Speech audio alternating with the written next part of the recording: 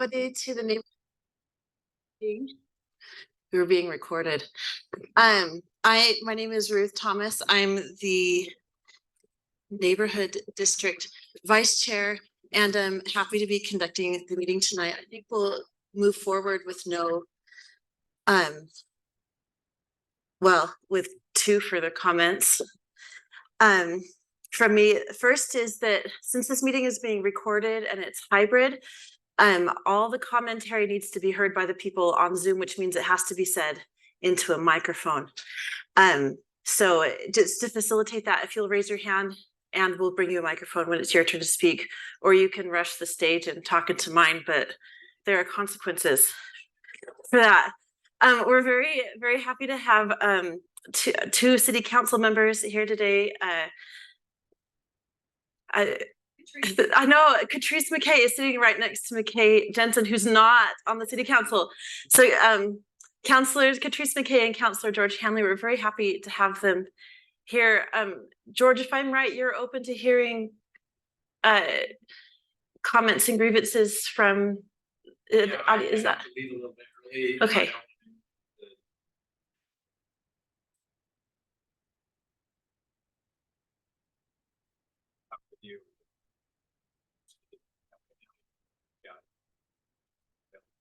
Okay, so into the microphone. George says he needs to leave early, so if you need to speak with him, he's happy to do that, kind of on a private basis during or directly after the meeting on his way out. Thank you. I think unless there are any other kind of orders of business. Oh, one more. We want to welcome Mitzi Collins. I can do first and last names. Mitzi, do you want to just take a minute and introduce yourself? Mitzi is our the newest representative from Oak Hills. Correct. I'm happy to introduce myself. Mitzi Collins. We live in the Upper Oak Hills neighborhood on 1400 East. We've lived in Provo for decades, perhaps even, well, since about 1980. And my husband is a longtime Provo, forever Provo person, and I'm currently working in Salt Lake, living in Provo. So I've commuted there for probably 35 years. And I appreciate all that you've done, and I'm happy to contribute in any way. So thank you very much. Thank you, Mitzi. Thank you, Mitzi. I will note that there are still quite a few vacancies on the neighborhood district board from different neighborhoods. So if that's something that you're interested in, it might do to contact somebody that's on the neighborhood board and indicate your interest in being involved. I think we'll go ahead just and follow our agenda from here on out. Our first set of topics is kind of open informational topics. First about the federal grant programs. And that will be taken up by Ann Woodbury and is Melissa McNalley here? Do you two want to? Okay, Melissa, do you want to take the floor? Thank you.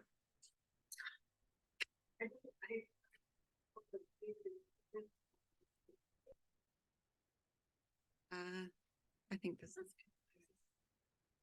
probably. Is this on? Okay. Rachel, am I?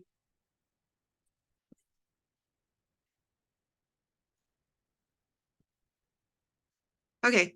Good evening, everyone. I am so happy to be here to tell you about some of the programs that we have that are available to you in your neighborhoods here in Provo City.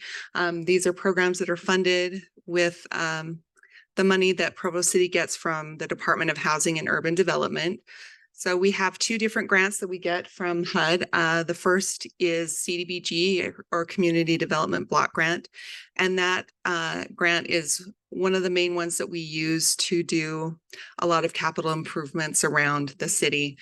You'll see like sidewalk repair, parks. Just trying to think of all the things that it's paid for in recent history. It helped pay for the adaptive playground that's over by the rec center. And then the other program that we have is home investment partnerships, and that grant provides funding mainly for affordable housing. And that grant, we manage it, Provo City manages it, but it's a grant that is used throughout Utah County. So we're just the administrators that report to HUD on that grant. So so to go through some of the programs, we have down payment assistance programs, and this is with our home dollars. We have a couple of different programs that we use with our funding that I'll tell you about. And it is for down payment and closing cost assistance. Do you want to? Are you the clicker? Okay, thanks, Rachel. Okay, so this is so we have, the first one is Home Purchase Plus, and it is specific to Provo City. It is for first-time home buyers, which means they can't have owned a home in the past 3 years. And the property must remain the borrower's principal place of residence. It is a deferred loan. It's deferred as long as they are living in the residence. It's up to $40,000. We're going to go to the next. And this is just some of the criteria that the applicant has to meet to qualify for our program. The top table you'll see are the income guidelines. So this is based on 80% of area median income, and then the household size. So a family of 4 couldn't make more than $79,300 to qualify for our program. And then they have to have a mid credit score, of 650, and the maximum purchase price that they're allowed to go up to is $551,000. And they have to be able to put some of their own money down. And here in Provo, we don't allow a single person to purchase anything more than a 2-bedroom home. And that's just to make sure that there's not, or keep a lot of college rentals and stuff, because that's its own thing. We want this to be something that's beneficial for first-time home buyers. So, and townhomes and condos are also, it's for single family homes or townhomes or condos. So those are all eligible. I want to go to the next one, Rachel. And then the next one is our loan to own program. And it's the same criteria as our Home Purchase Plus, but the loan to own is for Utah County. So if you have kids or neighbors or somebody that's looking to buy in Utah County or Provo, we've got pamphlets on the back table for both of those programs. Do you want to just go ahead and go forward? There's a couple cities in Utah County that are not eligible for this program, and they are Alpine, Eagle Mountain, Fairfield, and Provo, just because Provo has its own down payment assistance program. So there's that. Do you want to go to the next? Okay. And so the other programs that we have, and these are all Provo only. Another down payment assistance program. This is not used with HUD funding. This is kind of like a revolving loan. So as long as we have money there to use, it's available. And if we run out, then we have to wait for someone to pay back their loan before we have more funding. So this is because it's not HUD restricted, we allow people that are over the 80% AMI to up to 120% of the area median income to qualify for this program. And it is limited to $15,000 of down payment and closing cost assistance. And again, this is for Provo only. Okay, next one.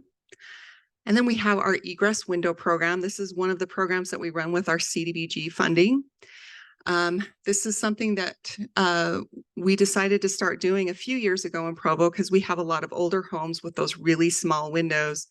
That's a safety hazard. And there's a lot of homes with basements that maybe aren't able to use those because the windows aren't big enough. So the egress window just means that it has to be big enough for a firefighter to fit through with all of their equipment.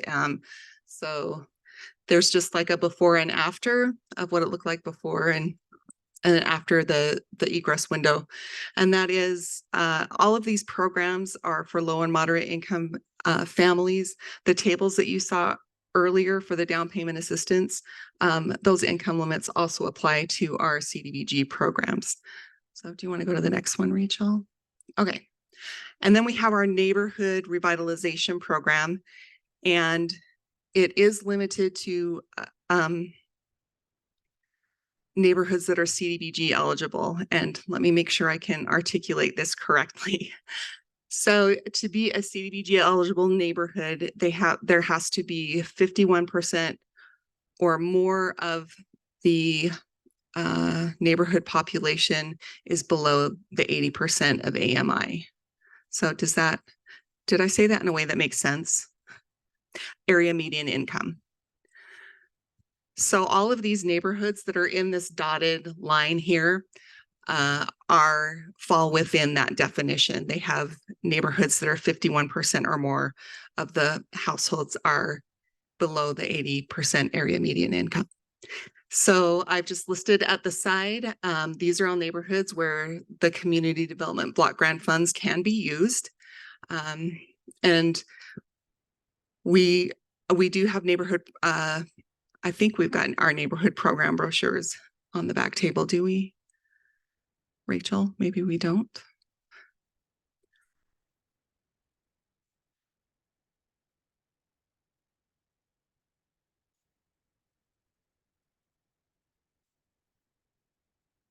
Okay.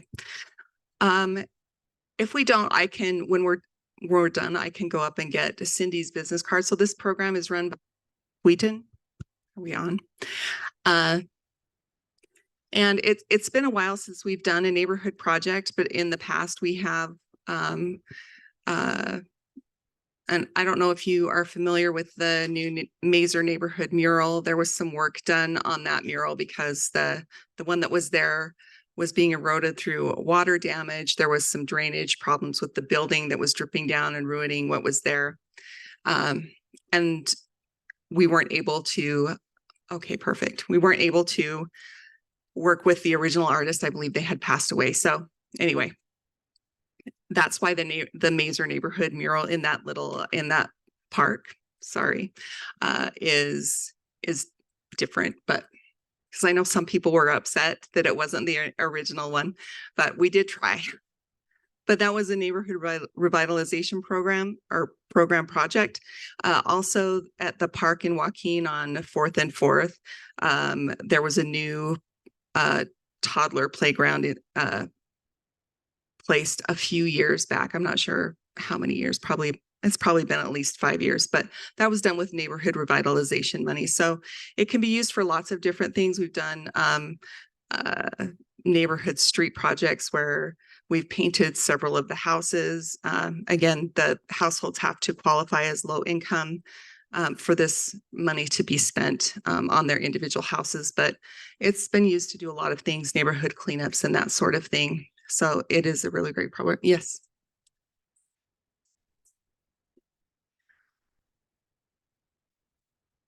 What about, so on State Street in Provost South, there's that wall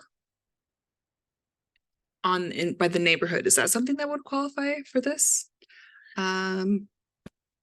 It depends on what you plan to do with the wall. Are you wanting to do a mural there or? No, I think it's like so they have an HOA in that neighborhood. Okay. And it just like the wall is kind of eroding because it's been there. It probably hasn't been fixed since it was originally put there, maybe like 30 years ago, 20 years ago. I think it would depend on if it's on private or public property. And if it's a wall that's borders city property, it's possible that something could be done. It depends. It depends.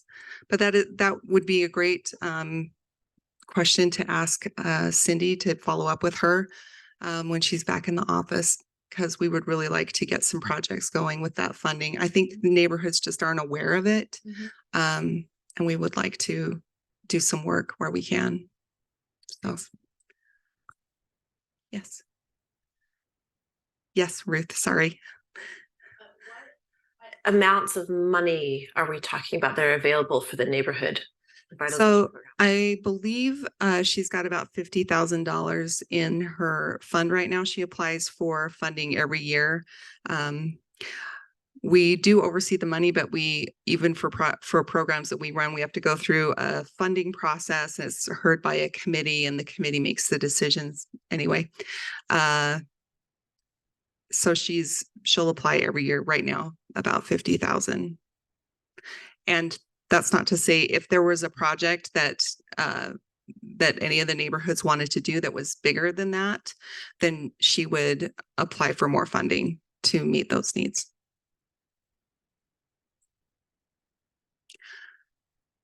Okay. I think that's all that I have on our programs. Are there any other questions?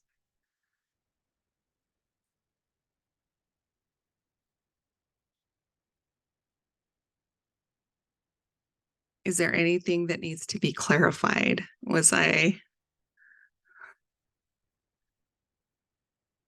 Yes. Turn this off. So they just contact her in order to apply, or? Yes. Okay. Yeah.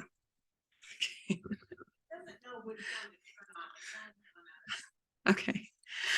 Okay. Yes, I would contact Cindy. Her contact information should be on the neighborhood brochures. And I'm not sure. I know at one time we had information on the website, but they've been doing some changes, so I'm not sure where that's at, but for sure on the brochure. That would be great. And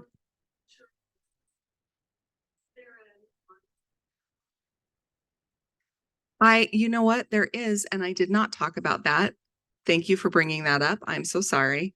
So we do have an emergency repair program. I think it's you have to be a veteran or 65 and older, and you have to meet the income requirements, but it is there to pay for some things, like if there's like emergency roof repairs that need to be done or windows that are leaking. I'm trying to think of some of the other things that we've done with the funding, but it has to be emergency in nature.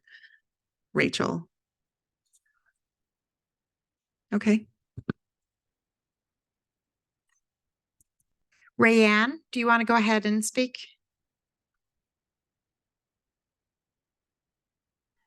Yeah, just a reminder to take the microphone to people. Thank you.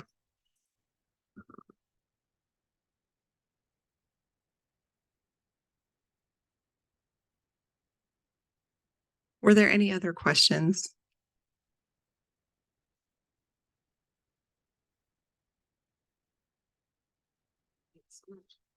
Thanks. Thank you. Do you want me to?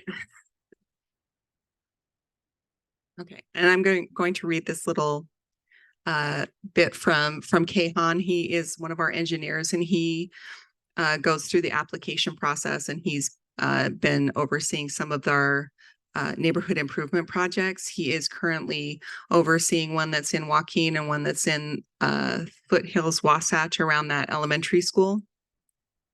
Just some safety features that they're installing around those schools. So he says Public Works uses CDBG funds mostly to install missing sidewalks, ADA ramps, and other safety related improvements. Public Works CDBG application process is they attend the mandatory meeting and pre-application training. They apply on our Neighborly website. They present the project to the committee. And that process takes 3 to 5 months. And he says, this is a great program, and I encourage everyone who is eligible to apply. It is best to read about the grant to get a basic understanding of the project boundaries and types of projects that are eligible for this grant, and attend the pre-application training. But, and that's, I think, mostly applicable to organizations, because that's generally generally government and nonprofit organizations that come and apply for this funding.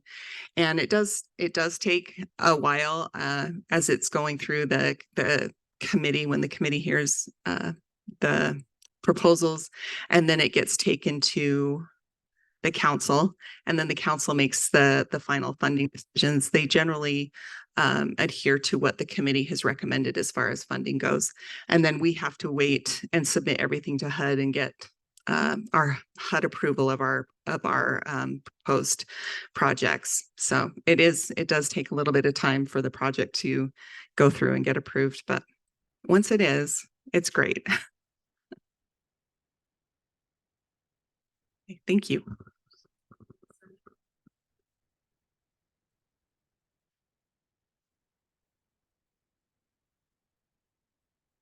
I'm always a little bit surprised when, not surprised, just grateful when people are willing to work past 6:30 to come to our meetings. So thank you, Melissa, for coming and spending that time and representing your colleagues so well in that.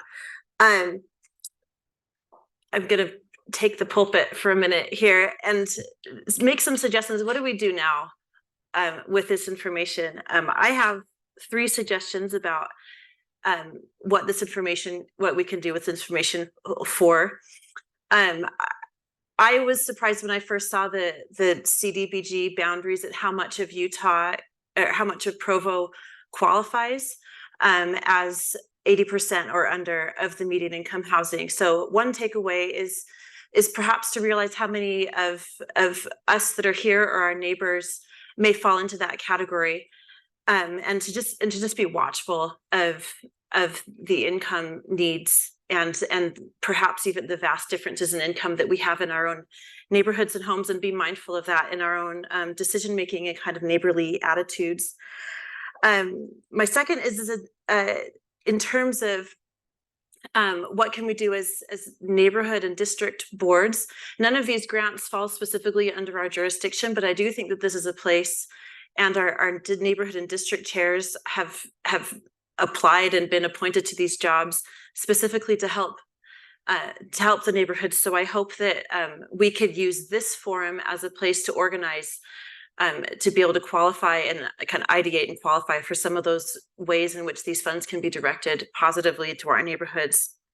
And that turns to my second kind of plea is it pays to look for places in your neighborhoods where these things might be needed. I'm surprised at the number of streets in my neighborhood that I've realized don't have sidewalks, which I never would have thought about until I started trying to run a stroller on them, or how many curb cuts are missing even in some brand new sidewalks, which I never realized until I tried to run a wheelchair over one. So it pays to look, and just kind of, I hope we can have a greater awareness of these things. And in the spirit of public and ecclesiastical partnership, I've had great success in making ecclesiastical leaders of many denominations in Provo aware of these funds that many of them don't know exist. And the more that they're aware of these funds that can be used for people in their flocks, the more that the flocks funds can be used in other more flexible ways to help kind of alleviate the really vast and rising difficulties of the poor and needy in our society, who may not look like what you think they look like. So now I'm off my soapbox. We're running a little bit ahead of schedule, but I think it's okay if we start to take the next 15 minutes for public comment. And what we'll do is, if there's at 7:15, I'll check to make sure that anybody who might have showed up at 7:15 to make public comments is heard at that point. So wherever we are in the agenda at that point, I'll kind of flick channels back over and make sure that everyone is heard who wants to be heard. We'll do this by raise of hands, and if you want to come up in here, that's fine. Else we'll bring microphones to you. It's got another housekeeping thing. We try to keep public comments to kind of 3 minutes at a time. We have a little bit of flexibility there because this isn't as official a meeting, but we do want to keep things civil and kind of in a timely manner. So I'll give you a hand raise at 3 minutes.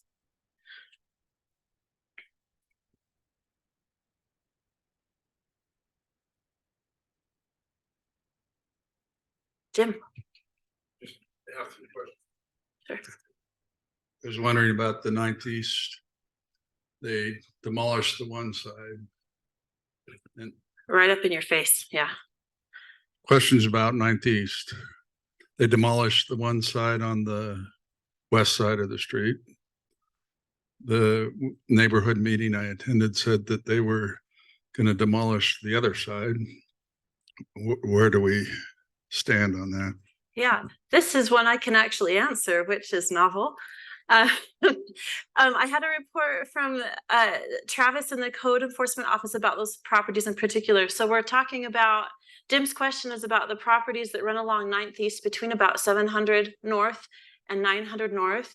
There's one company that owns many of the properties on the west side of the street and one property on the east side of the street. The properties on the west side have been demolished and dug out, and the property on the east side has been not demolished.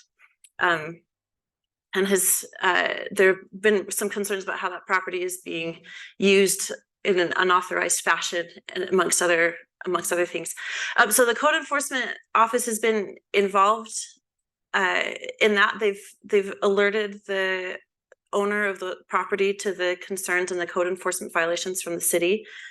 In terms of that, I don't know if we've had a response from him yet, but that is certainly something that the city is aware of and in process of. I've been personally in contact with him about those properties as well, and I think he's optimistic about the timelines moving forward on those projects. Oh, it's a little diplomatic speak, but that's kind of what we know so far. So you know when the demolition is going to occur on the east side? Nobody, no, but I'm happy to ask.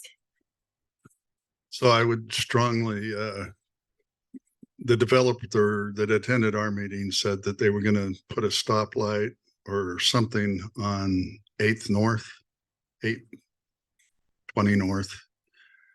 I strongly support the idea of a stoplight there. Thank you. Yeah, the stoplight is, if I'm right, a city-funded project for which there's going to be a stoplight going in on 820 North at 900 East, or 900 East at 820 North. It's going to face north and south. My understanding, based on previous meetings, is that project is going forward and is fully funded by Public Works. My understanding was that construction on that was going to start within this year, but I'm open to other details. We're happy to ask.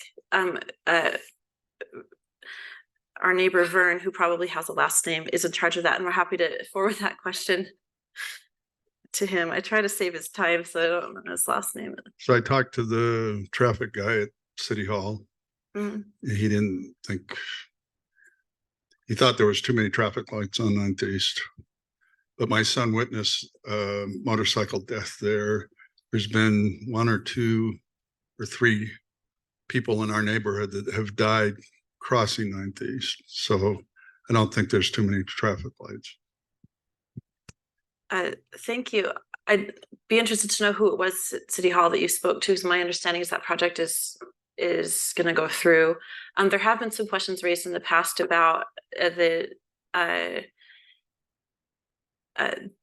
what that's going to do to traffic up 820 North and 1200 East, which, in full disclosure, I have a personal concern about. But so I think that question kind of remains open, and one that we can certainly bring up with the city again is what that traffic light is going to do to pass through traffic, especially in terms of 1200 East and Locust Lane where the school's going in. So we can certainly forward those questions on. Do we know what BYU plans to do with Wasatch Elementary buildings? Any takers? I don't think that to my knowledge, they haven't put anything through to the city. The interesting thing about that, and correct me if I'm wrong here, but is that the Wasatch property is still zoned for public utilities. So although BYU owns the property, I think that they will have some kind of approval processes to go through with the city because of the rezoning that will have to take place for them to build on it. Somebody else that you might be interested in speaking to on that is the Wasatch School Community Council, headed by Sarah Ashby and Joy McMurray, who have been in contact with BYU about their plans for the Wasatch School grounds, and particularly the playgrounds, and the kind of the fate of the playgrounds, presuming that BYU doesn't want the college students who play on them to continue playing on them. maybe they will. Any other questions? What's the timeline on the new Wasatch Elementary School?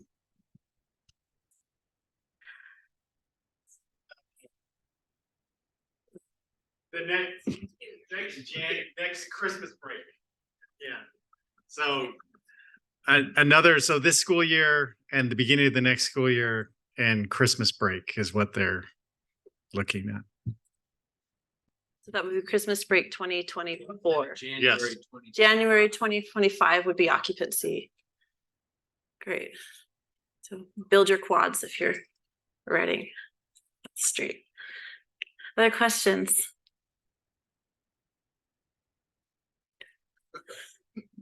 The development on the south side of 820.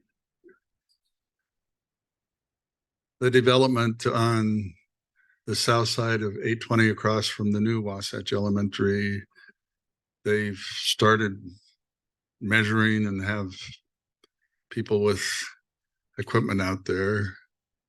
I've heard that it's going to be a gated community, that the guy, Chrome Cookie Guy, is the owner, and then it's the lot size are all decided. All that's decided. I've seen, Trace, please. Okay. Yes, residential. And if it's still little in the air, but it looks like it would be a gated community with 8 lots.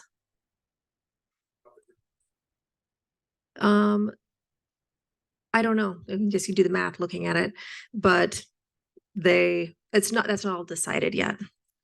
But residential and gated. Then I believe at the back of it, there will be a on public access, there will be a public access. They're going to like pave it as a walkway for anyone. So you just can go from the other neighborhood over there, or I mean, there's other access the other way, but I know that they're going to do that too for public walking. It won't be for cars, I don't believe, just for walking. On that front, I might take a moment of representation here that I've had a couple of emails this week from residents adjacent to that property concerned that the Planning Commission has not recently been forthcoming with plans requests. And they've submitted grandma requests for the final plans of the building and haven't received those yet for that development. That is noted. Great, I can send that back. Questions? Yep. If you could, so I didn't, this is Jim Jeffries of the Foothill neighborhood. If you don't mind introducing yourself, that would kind of help our social complex here. Sure. I'm Ty Lagerberg from Foothills, one on the HOA board for Foothills Park. Just a question. I missed the last meeting and I know it was on the agenda that they talked a lot about the parks. How do I get a hold of the minutes or something from that meeting to find out what is the status of the Foothills Park trails? Rachel, can you go ahead? You need a microphone.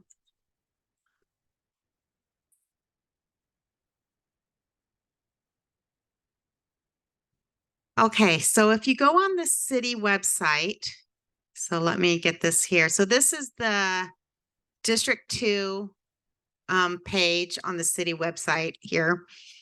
And then on the calendar is where I keep everything. So in our last meeting, let's see, when was that held? So I'm just going to go back to September. What is that, District 4? So probably, sorry. Come on. My mouse is disappearing on me. Okay. Let's see now. And so it looks like August 24th, right? And so if you click on August 24th, where it says Neighborhood District 2 meeting, if you open that up, that will give you a link to the video recording, a link to the meeting minutes. All of these links here on the agenda, this will bring you to documents about what was discussed. So if we're wondering about updates on Slate Canyon Park, you just click right here where it says updates, and it's going to bring up the slide presentation that was shown at the meeting. And so if you go to that calendar, that's where you're going to find all the information for all the past meetings. Rachel, can I ask what happens to the minutes that our secretary takes for this meeting? Are they made public? Yeah, they're right here. So this link to meeting minutes, if you click on that, that's where the minutes are. And they're really thorough, good minutes on that. And so you can read exactly what happened. They're just right there on that same calendar. And we also, if you're signed up for the newsletters, about a week after the meeting, we'll send you the meeting minutes and all the slides and everything like that in an email as part of the newsletter. So if you're getting those newsletters, look for those emails. And if you're not, sign up on this, in the little sign up sheet, just put your email. And then that way you can get all the minutes and the slides and everything from the meetings. Thanks, Rachel. I'll also note that the contact information for your neighborhood representatives is also on this website. My favorite way to get to this website is to Google Provo Neighborhood District 2, and it'll bring you right to here, to the clearinghouse for all this other stuff. Thanks, Google. Any other questions or comments at this point? We have one on. Please. Rayanne, do you want to go ahead with your question? Yes, I'm sorry. This is like the first and 1.5 times I've been to one of these meetings. And I'm just wondering, what was the approximate address of the place that we were discussing before with the gated community? Sure. Sure, Ryan, thanks for being here. As in addition to everybody else who's come, we just really appreciate you coming. The approximate address of that property is 820 North at Locust Lane. It's on the south side, of 820 North as it intersects with Locust Lane. It's a 10-acre property that's currently there. I live just around that place. Yeah. Well, I encourage you to stay involved for updates about what's going to happen with that community. It's zoned residential, so we don't have decision-making authority or any sort of legal recourse, but the Planning Commission has been very forthcoming with information and updates about that. It's on. Yeah. Yeah, it is residential, so it won't even come to the Planning Commission. I mean, sorry, to the council, because it is zoned what it is, and it's just going to be residential. And I've heard talk of 8 lots, but I've also heard talk of like 15 lots and 30 lots. So the last I heard was 8, but it could be, I mean, I don't think anything's decided yet. So I don't even know why Planning Commission hears. I can't think of, they must be just talking about, I don't know in what regards they're hearing it, but we don't hear it at all.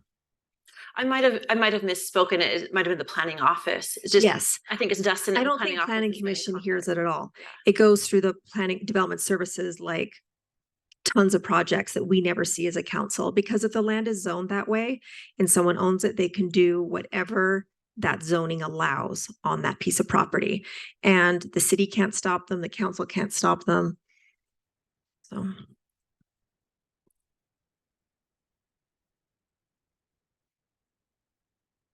We have, let's see, in our time we have about 3 more minutes for public comment.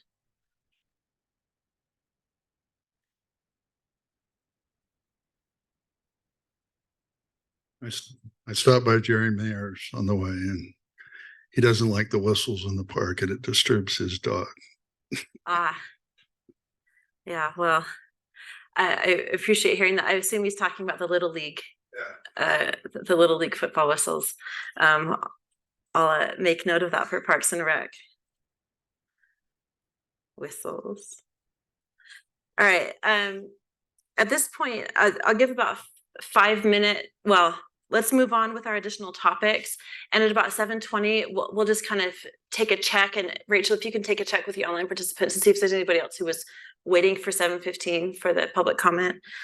Without moving on, Kristina, are you ready for the update of the matching grant process? And could you give a little review of what it is for people who are new? Thanks. So we have some slides here. So in the first slide, it shows on the left the $1,000. So each of the 5 districts in the Provo Neighborhood District Program are allotted 2 pools of money. The $1,000 on the left is to be used for district programming. So the blue meeting signs that you see posted in your neighborhood came out of that. And then there's another set of blue signs that are posted whenever there's a neighborhood activity. And Catherine Hall, the chair of the district, went to great work before June 30th to make sure none of those funds went unused. So she used the remaining money for wayfinding signs for Slate Canyon trails to go with the matching grant projects. So I applaud Catherine for her work in trying to make sure that all the money that went to District 2 got used for the fiscal year. So now that we're in October, we're now 3 going on 4 months into the new fiscal year. So be thinking of how you'd like these 2 piles of money to be used in District 2 for the fiscal year that will end June 30th, 2024. The second money is a $5,000 matching grant that the city provides $5,000, and then the residents provide work and get whatever other resources matched to equal this money. So I wanted to update you on what's being used with the funds in transparency. So we have the traffic sign and the next slide will show the things that were done for the fiscal year that ended in June. But the project that has come forward for the fiscal year ending 2024 is to work on the Wasatch walking path to the new Wasatch Elementary School. But if you have other ideas on how you can imagine this $5,000 of matching grant funds used, please let us know. Please put it in writing in an email to the executive board, going through the website like Rachel just showed, because creative ideas are what makes things better in our city. So the next slide, Rachel, will say that these were the things that were funded in the matching grant that ended June 2023. The traffic sign on Slate Canyon Drive, it was to have arrived September 22nd, and a work order is in for getting it placed on Slate Canyon Drive, and Keehan Shore is in charge of that. The Slate Canyon Trailhead is ready for volunteer work in 2 days. So the bike rack has been ordered, the bench has been ordered. Provo Parks has asked that the original grant wrote for 2 concrete pads to be installed, one for the bike rack and one for a bench that would be used instead of breaking the wooden slats on the fence. And Provo Parks would like to use existing concrete for the bike rack. But on Saturday, we need 4 volunteers to help dig 4 inches down on a 5x8 rectangle to pour concrete for the bench to be installed. So there's a sign up at the back of the room. And if you're online, please type in the chat if you'd like to be one of our volunteers. 1 person has already volunteered, so we actually just need 3 more volunteers willing with shovels. And the wayfinding signs are in progress. So that's the update on the funds that have already been spent for last year. Next slide, Rachel. Most of all, we want to thank all the volunteers. So we had over 4,000 hours at Slate Canyon for Earth Day. And then people came out, thanks to good people like Candace, who's here, and Kimberly Morris, taking around flyers, letting people know about Slate Canyon Drive Safety Day. And we had volunteers pruning for sight lines so that bushes and trees overhanging sidewalks or preventing people from being able to see to back out of their driveway. So we just want to thank all the people who came out And over 80 hours were donated on that Saturday. So we really appreciate that work. And then the next slide are this is the format that the wayfinding signs in Slate Canyon will be that Catherine did. And the next slide, this is the location of where the bench will be so that it looks out toward Utah Lake. Parks and Rec has chosen the spot, and they said, if you have any other way to get more funds donated, we have 2 other locations for benches in the same area that we'd like to install, but we don't have resources for. So any more creative ideas on how to get funding or business matching grants? There's always more work to do than there are willing people to do it, as you all know, because you're here, so you know what that means. But so this is where we'll be digging on Saturday. The other thing we're pleading for is anyone who has a dump trailer. Evans Paving and Gravel has donated the gravel to put the base in, and the concrete has been donated. We need someone to pick up gravel from Evans Paving and bring it up to this Lake Canyon. So if you know any handy people with a dump trailer or any construction people, I would love to hear about them, and we can make the project at their convenience. Are there any other questions on how the funds were used in the past or ideas for funds for this coming year? Jeff. I taught your wife. Do you remember back in the day? So this isn't about that, but it's about Park and Rec, and your signs, wayfaring signs, whatever. This morning I wanted to see what's happening to the trail that goes on the east side of Utah Lake. It's supposed to go all the way to Point of the Mountain, but they're diverting the river there. Yeah. Can you talk about that? Do you know anything about that? I know a little bit because I've helped on several projects out there. So the original Utah Lake had a great big area that's now beautiful farmland where the Provo River would run and meander before it went to the lake. In the 1800s, when we needed farm water, we put in great big pipe systems so everything came in a big gush into the lake that farmers could draw water off. However, that had consequences for fish and all the other wetland wildlife. So as part of the June sucker recovery, they have tried to restore part of the ancient delta. And so it's not open for public use yet, but most of the delta has been built and the waterways have been established. And in the coming year, it can be used for kayaking or fishing. And it now connects a meandering path for water to run out to the lake. And the lake will flood into that wetland area. And they always need volunteers. So my family and I have helped with a lot of revegetation, planting wetland plants. And there's some really awesome things that have happened. And a lot of species have already been restored and are coming in and stopping. It's just kind of a magical place, and it's only in its first year. So each year will be more and more like the ancient eastern edge of Utah Lake. How about the bike walk trail along the lake? So it's in phases. So they're working on it. And Provo Parks actually has an informational park that they're building. So that biking path is still under construction, but it'll soon be connected. Well, soon in how things work when you have so many awesome things going in one city. Okay, Any I more- think our library staff is here, so I need to be quiet. I was just gonna say, any more specific questions about the grants, ideas? One thing I will note, thank you, Kristina. Oh my God. One thing I will note that we've had success with in the past is sort of stacking some of these grants. So we can take a CDBG grant and get one pot of money and then stack our $5,000 on top of that to sort of build momentum for projects that'll cost a little bit more than that. You'll be surprised at how fast $5,000 goes in city projects. Thank you very much. We'll turn the last 15 minutes. Well, let me check really quick. Are there any more public comments?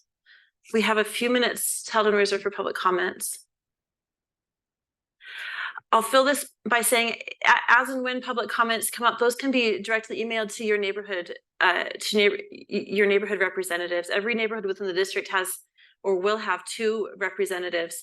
So please continue to be in contact with those people in which I'm included, so that we can help just kind of keep in communication. That's I think the greatest benefit of the neighborhood program. We'll turn our last 15 minutes then over to our Provo Library Services staff. We're very glad you're here.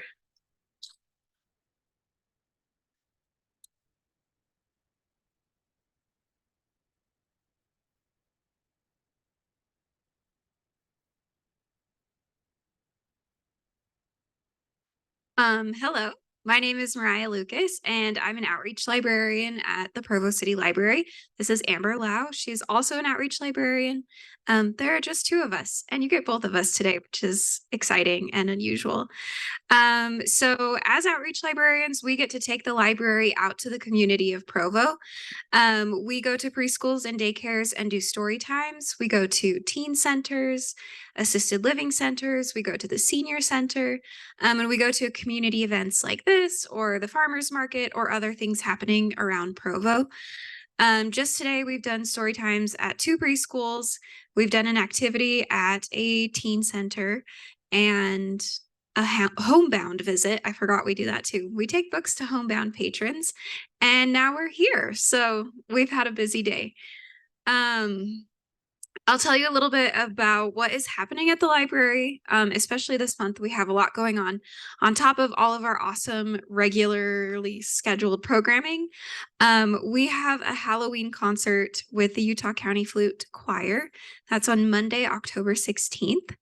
Our book swap is coming up, so you can come and bring your gently used books and trade them with other people.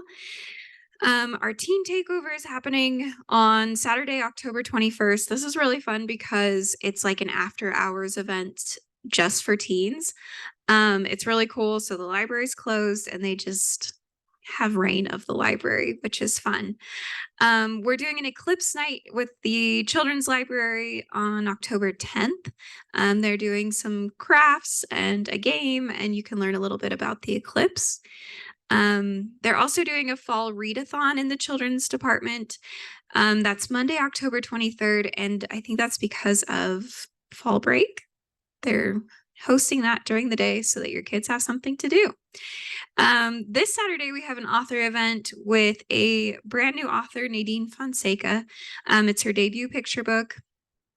That will be this Saturday at 11 a.m. Please come, bring your children. She's going to be reading her picture book and then also leading them in a craft as well. And then right after that on Saturday is a sun party. So UVU's physics department is bringing telescopes they can safely look at the sun with.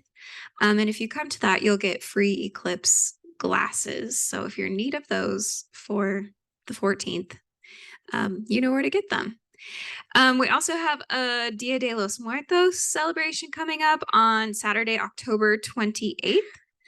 And the description for that is all in Spanish. So I'm sure it's going to be fun, but I don't know exactly what it is. And then events happening in your neighborhood. I am planning a Spooky Stories in the Park. This will be Wednesday, October 25th at 6 p.m. And it's at Bicentennial Park. So it is right in your neighborhood. Danny B. Stewart with the original Provo Ghost Tour will be there telling ghost stories, as well as some of our storytellers at the Provo Library. I have a couple other flyers. I don't know. I'll just leave these here. You can come get them if you're interested. Okay. And I also brought our Provo Library mobile van, which I'm going to go park out in the roundabout, and it's really fun. Come and see it. You'll get an exclusive van sticker. And we also have some children's books, brand new, that you can grab for your kids or your grandkids. So that will give you a little bit of motivation to come see us. And now I'm going to turn the time over to Amber, and she'll tell you a little bit about maybe some resources that the library offers that you don't know. And I'll go put the van in party mode. So join me out there soon.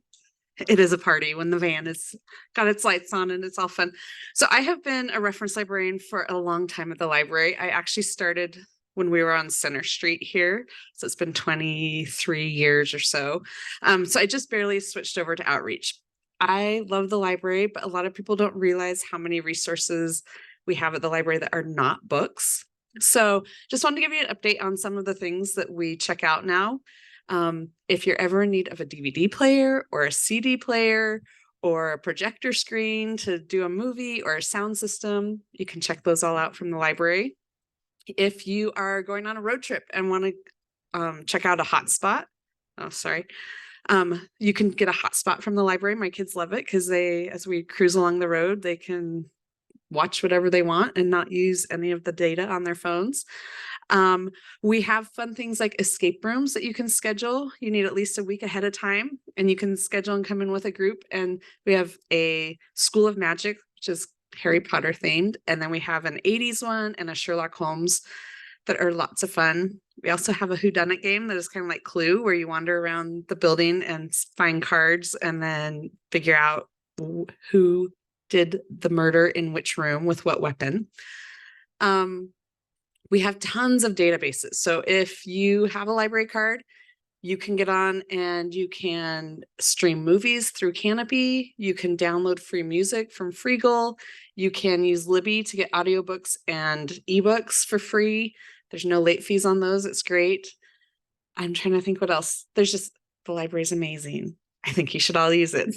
Do you have any questions about the library that I could help answer? Things you've wondered? Yes. What's the best online resource to get involved with your office or to look up these things for checkout? So best thing to do is go to provolibrary.org.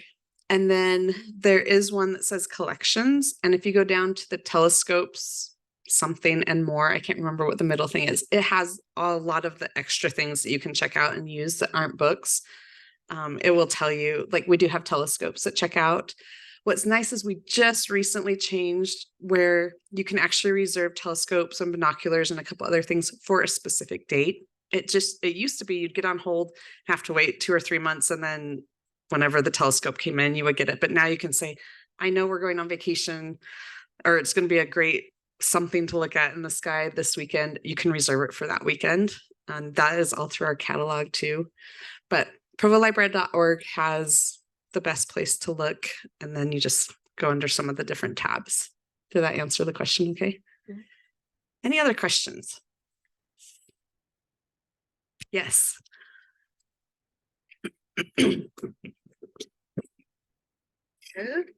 Okay, so some of the other districts, when they have neighborhood socials, they've invited the library van to come, which is always a huge hit.